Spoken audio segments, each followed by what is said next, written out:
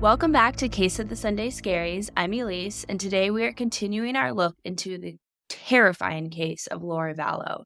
We left off last week with a 911 call from Alex Cox, Lori's brother, saying that he had shot and killed his brother-in-law Charles Vallow in self-defense. Spoiler alert, guys, the police for a while actually believed this was an act of self-defense, a domestic argument that had escalated, leaving another with the terrible choice of taking someone's life in order to defend themselves. I think when you see the events leading up to Charles Vallow being shot and what happened in the moments, days, and weeks after, it will become painfully clear that Alex Cox murdered his brother-in-law and Lori was the psychotic mastermind behind it all. Let's go back a bit in our timeline where we have to introduce yet another character into this story, Zulema Pastenes. Zulema apparently shared an interest in the end times with Lori. She was also a very devout member of the LDS Church. She even traveled with Lori to Utah to that conference where Lori met Chad for the first time. Over the next few months, she would attend meetings where Chad would tell her that she was indeed a light being and that in a past life, she had been Lori's daughter. Now, all of this sounds like absolute nonsense to me, but keep in mind, this is someone who reveres Chad and Lori as spiritually enlightened beings. Being told you are a daughter of someone so closely connected to God probably aided in developing a sense of love, admiration, affection, and honestly, the desire to protect her spiritual mother, according to Chad, Lori. Lori and Zulema and a few like-minded friends began performing what they called castings on Charles. From my understanding, this is basically a long-distance exorcism, trying to remove the dark spirits from Charles.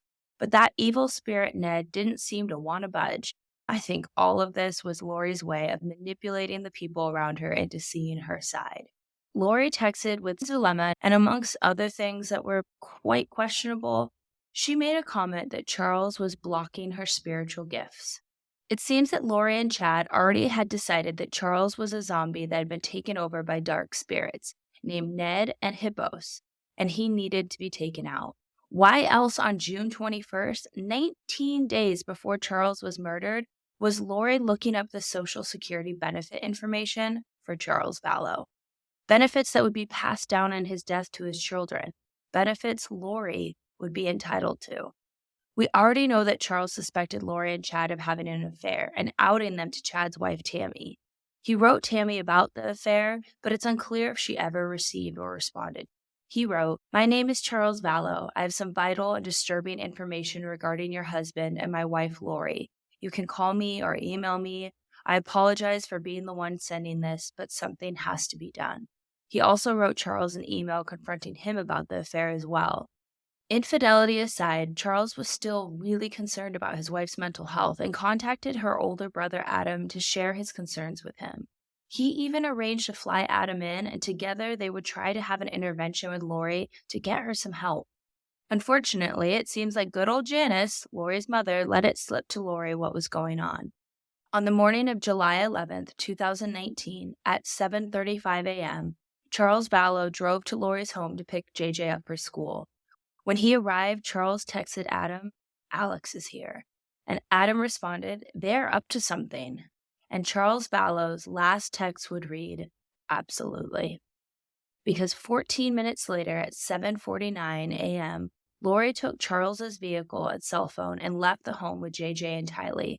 Lori is seen in CCTV footage getting food at a Burger King drive-thru, going to Walgreens to get flip-flops for her and Tylee, and dropping JJ off at school before returning home. Alex placed that 911 call at 8:32. He said on that call that the shooting had just taken place. However, when Tylee was interviewed by police, she said that as she left the home, she heard what she thought at the time was a bat falling to the floor, but knew now that it was a gunshot. So Alex let Charles lie there, 2 bullets, one to his stomach and one to his chest, dying on the floor for over half an hour before he ever made the call to 911. Not only that, but in part 1, and if you haven't listened to part 1, I'm sorry, you're probably pretty confused right now. Pause this, go back and listen. But Alex is being walked through how to perform CPR by 911 dispatchers. I shortened that 911 call. The 911 dispatcher walked him through chest compressions multiple times while police and ambulance were en route, and you can hear every single time Alex is exerting himself like he's performing CPR. The whole point of chest compressions is to get the heart pumping. And what does the heart pump? Blood. So then why, when emergency personnel got there and performed CPR, was it the first time they saw blood coming from Charles Vallow's body? Because Alex never wanted Charles to survive this. That is why he waited 43 minutes before calling 911, and that is why he probably was pretending to do life-saving chest compressions on God knows what, probably a sofa pillow, instead of Charles Vallow. Let's talk about this nonsensical self-defense claim. I'm going to outright ignore what Lori said in her police statement, as we already know that she's a liar and a manipulator. I did watch the 26-minute interview with her, and it's eerie to say the least. Her husband was just killed, and she's completely calm and completely emotionless. But here is Tylee's own words about the events of that morning. Hi. Hi. So you have to spell your name because we're all taking guesses on how to spell it and we're not sure. Tylee. Okay, I was right. And what's your last name? Ryan, Ryan. Okay. So I know this is going to kind of sound like kind of a silly question because it's super broad, but can you basically tell me what happened today? So I woke up probably around like 7:50, I want to say, because I heard yelling from like right outside my door. I don't even know where, but I immediately like jumped up, and I have a baseball bat because when I was living at my uncle's by myself, I just wanted something to like feel safer, and I'm not old enough to get like pepper spray or anything, so I was like, okay, I'll get a baseball bat. So I have that. I immediately just jumped up and I grabbed my baseball bat and I opened the door, and it was my stepdad, you know, outside the doorway, and then my uncle kind of in the doorway, and then I could hear my mom behind him, and he was just screaming at both of them, like, I don't even know what he was saying, because honestly I was just too, like wired, I guess. So I told him to take a few steps back. I was like, you're too close, you need to step back, and he was like, don't tell me what to do, and I just kind of just stood there, and then my uncle kind of moved out of the way, and then my mom kind of went past him and into like the big room where everything happened. I didn't do anything with the baseball bat, I kind of just held it there, and he was getting really close to my mom, so I kind of stuck it out like between them, and they were both just yelling, and he was like, if you hit me with that baseball bat, you're going to go to jail, and I just kind of stood there with the baseball bat, and I didn't really say anything. When you said they were yelling, who was yelling? It was mostly my stepdad. Okay. My mom was kind of like responding, but I honestly couldn't tell you what they were saying. It was kind of just like all jumbled up in my head. And so I just kind of stuck the baseball bat out there, and then he just grabbed it and tried to take it, so I held on to the end, and then eventually I fell, and he kind of took it into his hands like he was going to do something with it, and that's when... So when you fell, he ended up with the bat? Yeah. Okay. And so I fell to the ground, and then my uncle, I saw him take a step back. My uncle, I think, grabbed him and kind of took him back so he couldn't, like, do anything. You saw your stepdad, like, take a step back? Take a step back, because he was really close to begin with, and so my mom said to go with JJ, and so I ran out the door, and then I kind of just stood there with my little brother. He was in the front seat of the car, and so I just kind of opened the door and just stood there, and, like, he was trying to get out, and I was like, no, we have to stay, like, just stay here, and then eventually my mom came out, and then we left from there. Okay. Do you know what happened inside of the house? Has your mom kind of explained it all to you? I just kind of asked her, like, because I heard a noise, which I know what it was now, but it sounded like, because I knew that the baseball bat was in there, it sounded like someone, like, took it and hit it really hard against the floor. Okay. And so I was kind of like, Al's okay, right, because that's my uncle. So I just wanted to make sure that, like, my stepdad didn't do anything to my uncle and stuff. And so she was like, no, like, Al's fine, like, we're just going to take JJ to school. And I was like, okay. So I just got in the car, and then we went to Burger King because my little brother wanted breakfast, which was chicken fries for some reason. Okay. I do dinner for breakfast all the time. Breakfast for dinner and dinner for breakfast. So to kind of back up a little bit, when you say you didn't want him to do anything, what did you think he was going to do? Hit her. Okay. But there have been a few, like, violent times with him when I was really scared that he was going to hit me or hit my mom, like, just because everything was kind of crazy. Me and him have always kind of not gotten along, like, just since I was little. And so there have been a few times that we've gotten in fights and stuff like that. And so, yeah, so I'm just kind of always scared of that. Yeah. And then, so that happened, and he grabbed the bat from you. So kind of tell me that again real quick. So I kind of stuck it out, and this is when he was like, if you hit me with that baseball bat, you're going to jail, and I didn't say anything because I'm like, okay. And so he kind of took it, and I kind of like lunged forward and kind of lost like my footing. And so my mom was like, just let go. And then from that, my mom said to go to the car, so I just got up and ran out the door. Okay, did you see, when you fell towards your side, did you see what he did with the bat? No, I wasn't really looking in that direction because from where I fell, the door was kind of more in my line of vision because I fell looking this way and the door was like right there, so I didn't look back. So he was he was at a different line of sight than what you were looking at? Yeah. Okay. And then at some point you saw him kind of take a step back, and from what you're saying, and tell me if I'm wrong or not, you didn't necessarily see your uncle pulling back, but it seems like that maybe... It seems like he wouldn't have taken a step back on his own, so it's more of an assumption than anything. I didn't see him physically take him back. And does that make sense based on where your uncle was at that time? Yeah, he was behind him, because he wasn't on this side with me and my mom, so he was behind him. Okay. Because that's kind of just the order where everyone walked out. So when that happened and then your mom told you to go, did you see what happened with your stepdad and uncle? No. Okay. And then once you went outside with your brother, you never came back inside? Oh, I went to go get my mom's purse from inside so that we could have, like, her wallet and everything, but this was all happening, like I said, like, in the bigger room right here, and so this is, I went through the garage door, and so the garage door is right here, and then there's, like, a little hallway, and then this is kind of where everything is, and then this is my mom's room. So when I went in, I kind of, like, just tuned everything out, ran to my mom's closet, ran back, so I didn't see anything, I didn't hear anything. When did you go back in and get her purse? After my mom came out. Okay. So after you heard that loud noise? Yeah. Okay. So when you heard the loud noise, was your mom outside or inside?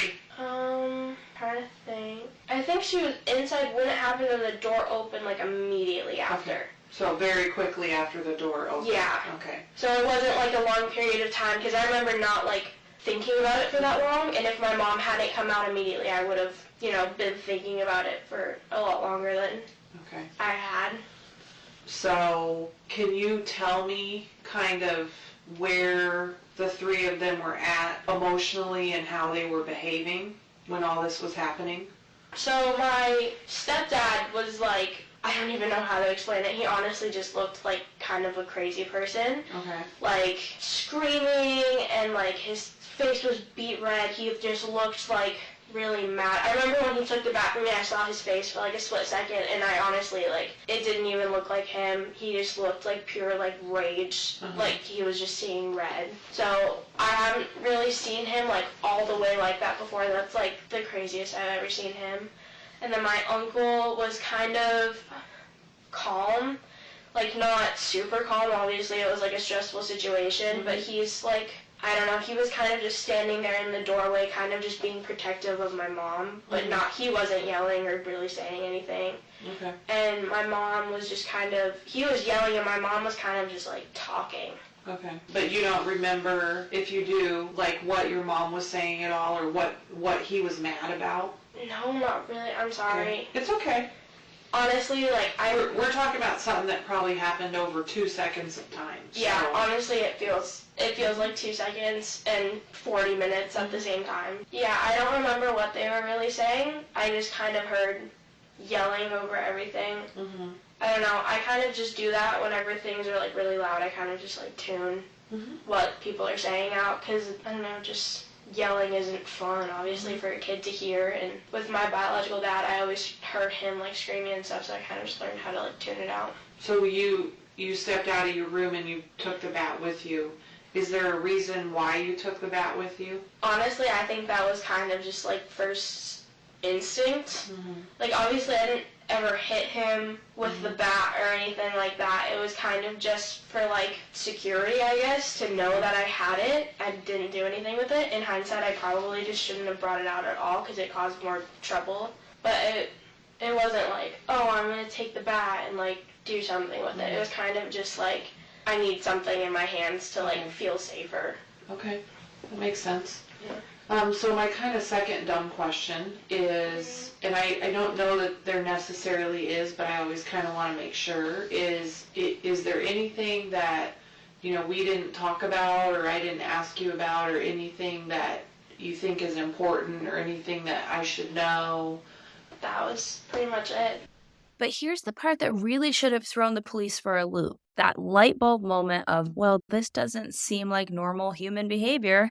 What did Lori do after knowing her husband was shot by her brother? She packed up the kids and got out of there. She ran some errands and got JJ off to school. I can maybe even give her the grace of, well, maybe she was in shock and just reverted to her normal day-to-day, going through the motion activities. But, and this is a big but, after she and Tylee talked to police and no arrests were made, everyone's back at the house, I repeat, at the home where the children's father and stepfather had been shot twice and laid on the floor dying just earlier that morning. Well, according to neighbors, Lori threw a pool party. Good thing she stopped on the way back home from her husband's murder to purchase those flip-flops, I guess. I've said on this podcast almost every episode that you can't really judge someone based on their reactions or emotions following something tragic. Everyone responds differently. I have even confided in you all that I naturally will make sarcastic jokes, maybe even inappropriate jokes when there's a difficult moment, because I have a bizarre need to take the weight off those around me, even momentarily. I just need to let the air out of the tension balloon a little bit. However, Lori Vallow is the exception to me saying all of this. Her actions don't scream guilty. She was, after all, not the person that pulled the trigger.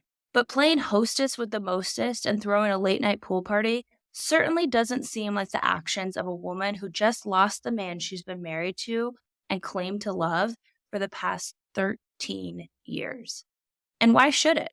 Lori Vallow was not grieving. She was celebrating. Ned, Hippos, Charles, whatever she was calling him at this point, was now gone. You can see just how heartless this woman is because yet again, she doesn't notify his family right away. When Joe Ryan passed, she didn't even bother to call his sister or parents. But with Charles, who had 2 older sons from his previous marriage, she thought the pool party was more important than notifying them, apparently, because it was not until the next day she sent them a group text that their father had died. Keep in mind, Lori and Charles had been married for 13 years. She knew these boys. She had a relationship with his sons.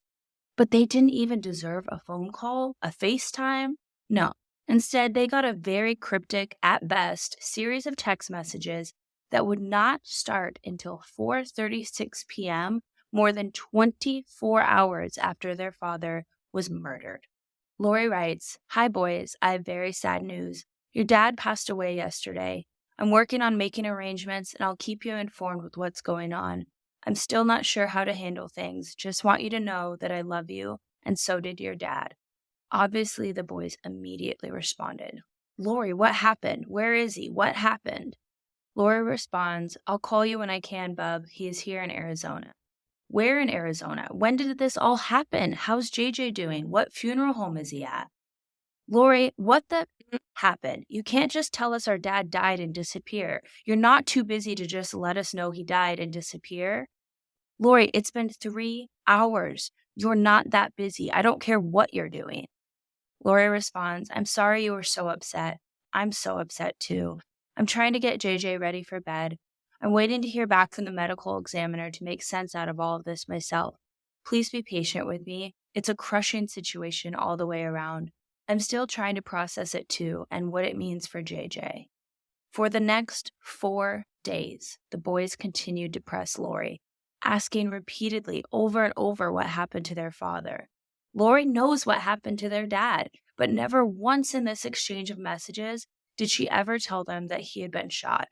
Most of the time, she left them on red. It ignores their pleas to know what happened to their father.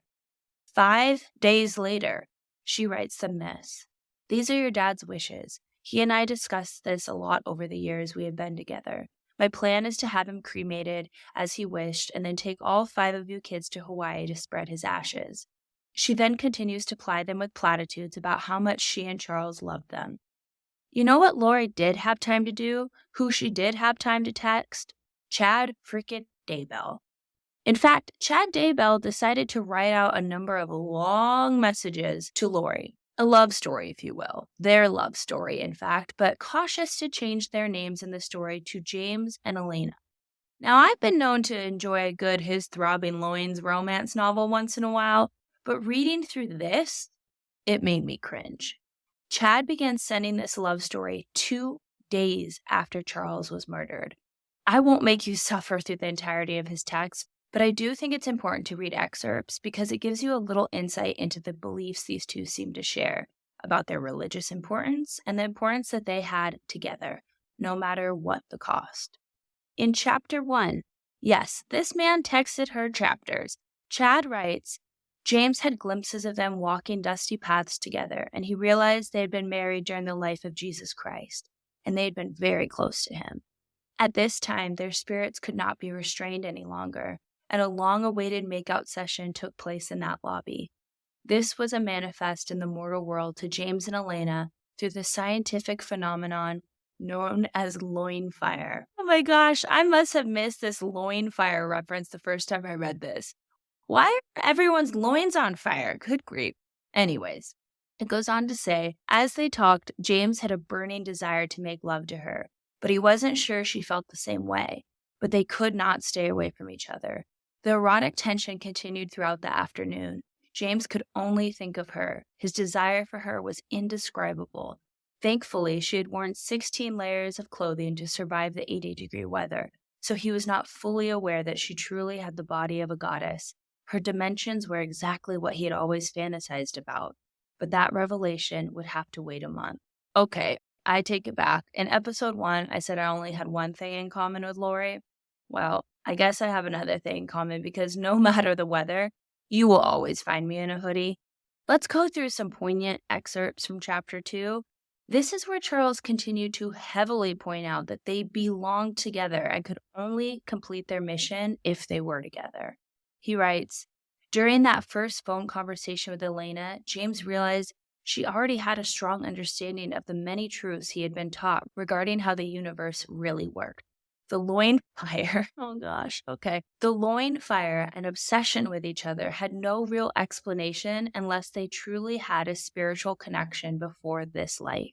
He was able to help clarify many of the promptings and impressions that she had felt in recent years. She knew she had lived on Earth before, and James was able to clarify when.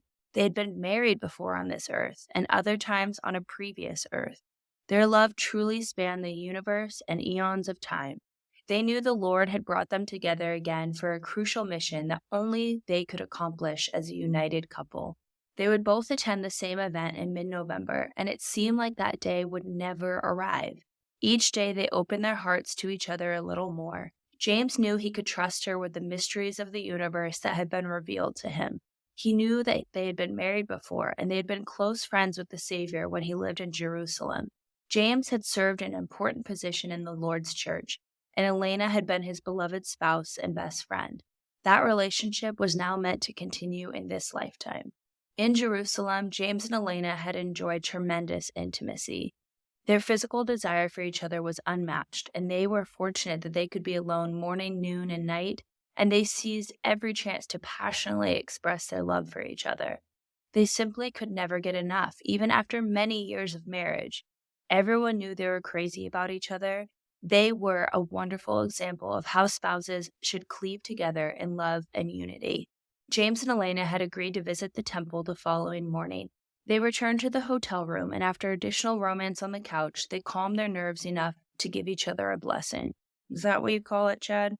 As James placed his hands on her head, he connected with Elena's true eternal self. He knew he was in the presence of an exalted goddess, who would return to Earth to perform a special mission. This mission included being with him, and together they would progress as translated beings. The full plan wasn't yet completely clear to him, but the immense power radiating from her confirmed his belief that she was among the greatest women in the universe.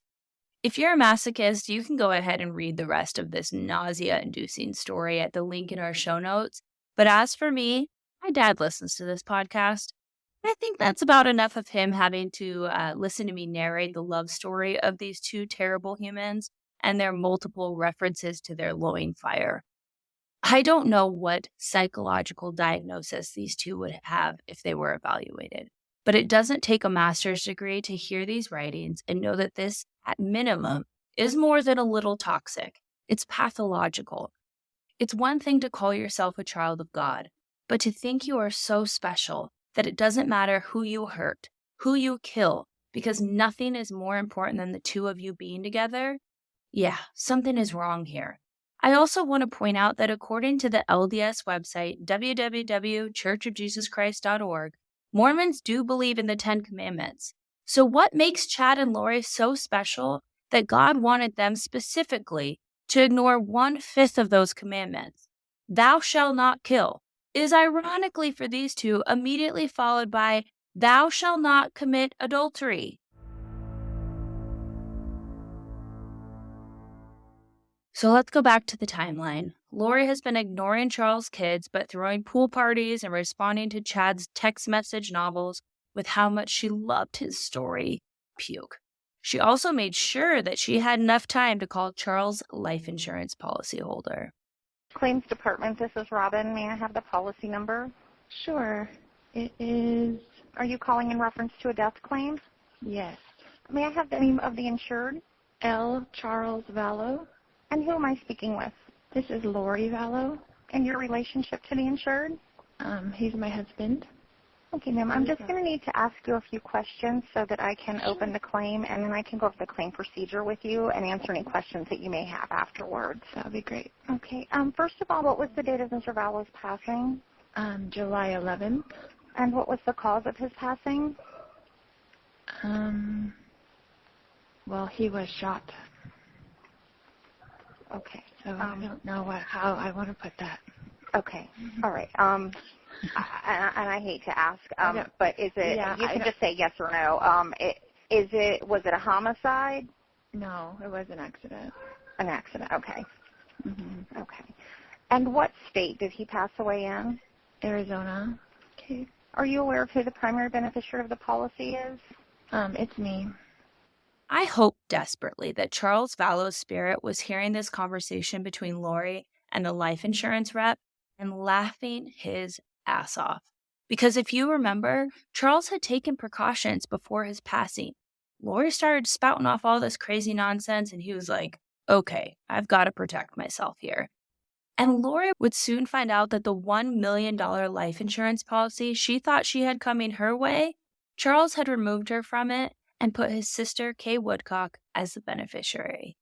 A week after Charles was murdered on July 18th, Lori texted back and forth with Chad. Lori, I just got the letter from the insurance company saying I'm not the beneficiary. It's a spear through my heart. Who do you think it was changed to? Brandon? Or probably Kay? He left nothing for JJ.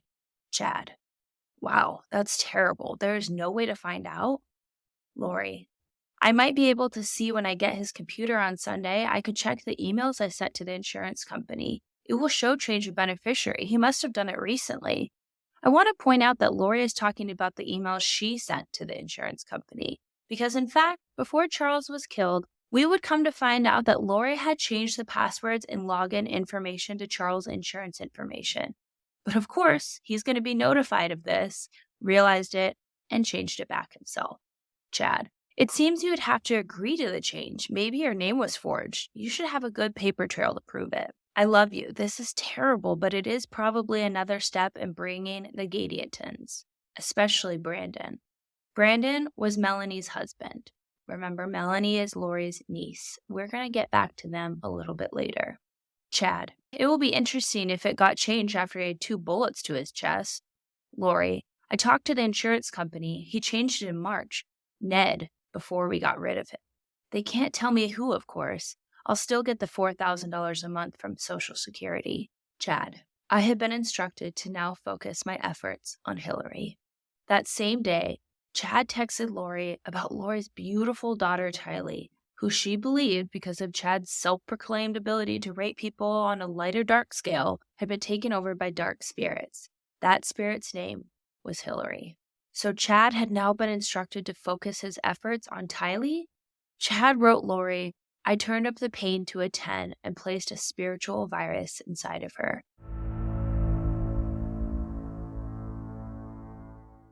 Lori was not making arrangements for a family trip to Hawaii like she had indicated to Charles Vallow's sons, because by the end of July, she was too busy packing up her home in Arizona to move closer to Chad Daybell in Idaho.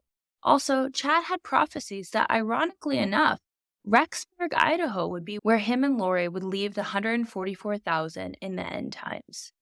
We already know that Chad believed he could see through the veil from the mortal world to the spiritual world. We know that he believed him and Lori had been married previously and were buddy-buddy with Jesus in another life and destined to carry out some wild end times mission together. We also know that he believed he could rate people's souls as light and dark. What I have not told you yet is how Chad rated people. He consulted a necklace. Yes, you heard me right. A zombie identifying necklace. Chad told people that he had found the necklace when he was cleaning the temple after service. But instead of being a decent human and turning it into the temple's lost and found, he says that a spirit came to him to tell him that this necklace had special powers just for him, and that would help him determine who would be with him as he led the $144,000. Using his little wizard sorting necklace, Chad came to the conclusion that there was a rating system of souls from 1 to 6 light and 1 to 6 dark. 6 light being really amazing, 6 dark was the worst of the worst. He believed that anyone with a ranking of 2 or 3 could switch sides during their mortal life. Anyone with a ranking of 4.1, very specific, or more, light or dark, generally had made a covenant with their side, and it would be very difficult to switch sides. This is ironic, then, that when he emailed Lori her rating in this life as well as her past lives, he also included a rating of Tylee as 4.1 dark, Charles Vallow as 3 light, and JJ Vallow as a 4.2 light. So I guess just being a lowly 3, Charles could switch over to the dark side. But for JJ, it should have been very difficult to be anything but goodness personified, right? Well, I guess Chad's talisman necklace would soon be telling him something very different about young JJ Vallow's soul. Chad believed that he could not only rate people's spiritual standings, but also would use percentages to explain how close to death they were. The closer that percentage was to 0, the closer that person was to meeting their death. On July 30th, Chad texted Lori that his wife Tammy Daybell was at a 3%, and that Lori and Charles' adopted son JJ was at a 2%. Instead of being appalled, outraged that anyone would be saying their son is close to death, Lori responded, 2 and 3%? Not 0? Okay, still feeling hot for you. I'm going to pause here and give you a warning. The following texts between Chad and Lori are very painful for me to read, but they are also terrible to hear, especially for those that know what is to come. I will include a timestamp in the show notes for those that want to skip ahead. Just as they had named Hillary as the dark spirit who had overpowered Tylee, Blake was the name that they gave the spirit trying to overtake JJ to the dark side. On August 10th, the two exchanged these messages. Lori, please check JJ. He woke up saying crazy stuff and won't go back to sleep. He was talking to Blake. Chad, JJ is still JJ. I am told his spirit recognizes Blake as evil and is unsettled by him. Chad, hey my love, how is JJ now? Lori, he's better. He was just up talking nonsense for like 2 hours last night. I'm sure the spirits were bugging him. Is he at a 0 yet? I miss you. Chad, yes, he's at 0. He was probably through the veil, talking to both light and dark. Lori, maybe he was talking to the real Blake. Chad, yes, that was the real Blake. Lori, do you think there is a perfectly orchestrated plan to take out the children? We just have to wait for it to be carried out? I feel lost, like I should be doing something to help. Chad, There is a plan being orchestrated for the children. I was shown last night how it would fit together, but it has been taken from my mind, of course. Lori, what should I be doing? Chad, you are doing everything right, my love. The Lord told me she is on track. He said to just keep resolving the telestial issues so that you are unencumbered and fully free. Lori, that actually feels good that JJ was talking to the real Blake. Getting close. I sensed he was barely attached to his body. Chad, you are so incredible in many ways. Your mission has barely begun. Lori, as long as it ends with you, it's all good. Chad, yes, cheek to cheek, loin to loin. It isn't very far away now, my love. Lori, I can't wait. Literally can't wait. I have no patience. I want you now. Chad, well, I'm certainly your biggest fan. I love you. Hold on, sweet angel. We are so close to the finish line. On September 3rd, when Tylee, JJ, Lori, and Alex Cox had all moved to Rexburg, Idaho, Alex texted his sister Lori the sign-in information for the Wi-Fi service they had set up, as well as about the children who they now referred to as zombies, believing the dark spirits had taken over their human physical bodies. Alex, the network name is Anti-Lawman. The password is too many kids. Lori responded, funny. Alex, and I can change it to whatever you want if you want to change it. I am proud of you. No more zombies. Lori, we are trying to get to the bottom of what we need to do to eliminate them completely. I'm sure you will be told also. Alex responded, excellent. On September 9th, 2019, JJ, Lori, and Tylee would visit Yellowstone National Park. The photos from that day show Tylee, just a few weeks shy of her 17th birthday, lovingly embracing her brother JJ, who is now 7 years old. This would be the last time Tylee Ryan was seen alive. And that is where we will be picking up next week in part 3 of this case. Just when you think this story truly cannot get any more tragic, any more depraved, it does. I hope you join me later this week as we sort through the next chapter of this tangled web, a web that will ultimately end with 6 people connected to Lori Vallow meeting a tragic end. But as always, until then.